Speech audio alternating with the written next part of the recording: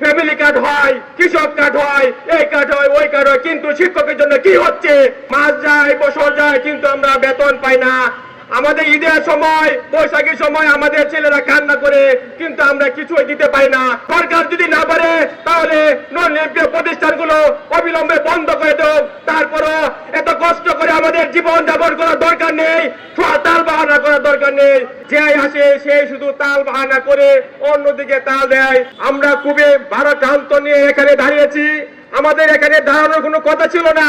আমরা কি বলবো আমাদের কষ্টের কথা, যে কথা আমরা কখনো জাতির কাছে কিভাবে প্রকাশ করব?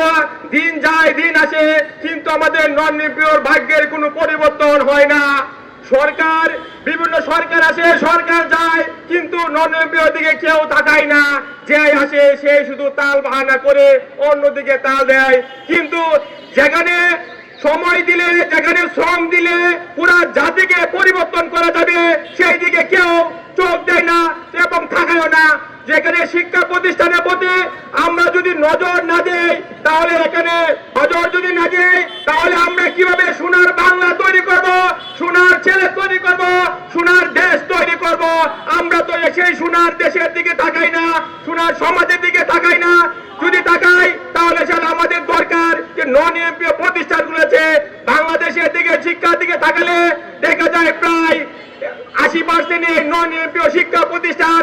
আপনার পরীক্ষার সময় আমরা সবকিছু করি, পরীক্ষার্থী মূল্যায়ন, খাতা মূল্যায়ন, এভরিথিং আমরা করি, কিন্তু দেখা যায় রেজাল্টের ক্ষেত্রে নন এমপিও শিক্ষা প্রতিষ্ঠানের অনেক ভালো প্রতিষ্ঠানে অনেক ভালো রেজাল্ট করে। কিন্তু বড় কষ্টের কথা হচ্ছে মাস যায়, বছর যায়, কিন্তু আমরা বেতন পাই না। আমাদের ঈদের সময়, বৈশাখীর সময় আমাদের ছেলেরা কান্না করে, কিন্তু আমরা কিছুই দিতে পারি না। কেন?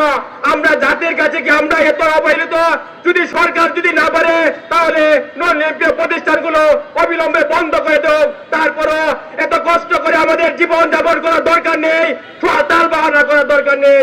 আমাদের দেখা যায় যে ফ্যামিলি কার্ড হয়, কৃষক কার্ড হয়, এই কার্ড হয়, ওই কার্ড হয়, কিন্তু শিক্ষকের জন্য কি হচ্ছে? যেখানে শ্রম দিলে, যেখানে অর্থন করলে সারা দেশ এবং দেশ জাতির উন্নয়ন হবে। শিক্ষাকে উন্নয়ন না করে কোন জাতি কোনোভাবে উন্নতি হতে পারবে না। এবং শিক্ষামন্ত্রীকে আমরা বলতে চাই, আপনি তাল বাহানা না করে আমরা যে মায়েরকে আমাদের বাজেট ছিল, বাজেটের টাকা কোথায় গেল আমরা সেটা জবাব চাই। আমাদের কেন এমপিও দেওয়া হচ্ছে না? আমাদের অপরাধ কি? কি কারণে আমাদেরকে এমপিও দিচ্ছেন না? আমরা আমাদের যারা শিক্ষা প্রতিষ্ঠানে প্রতি বছর শিক্ষার্থীরা পরীক্ষা দিয়ে ভাস করে রেজাল্ট নিয়ে বার হচ্ছে, ওদের কি কোনো সমস্যা? ওদের রেজাল্টের কোনো সমস্যা নাই, তাহলে আমাদের কেন এমপিও দিবেন না? সমস্যাটা কোন জায়গায়? আপনারা পর্যবেক্ষণ করে দেখেন। প্রিয় সাংবাদিক ভাইরা, আপনারা আইনগুলোকে পর্যবেক্ষণ করে দেখবেন কেন আমাদের এই বিষয়গুলো দেখা হচ্ছে না।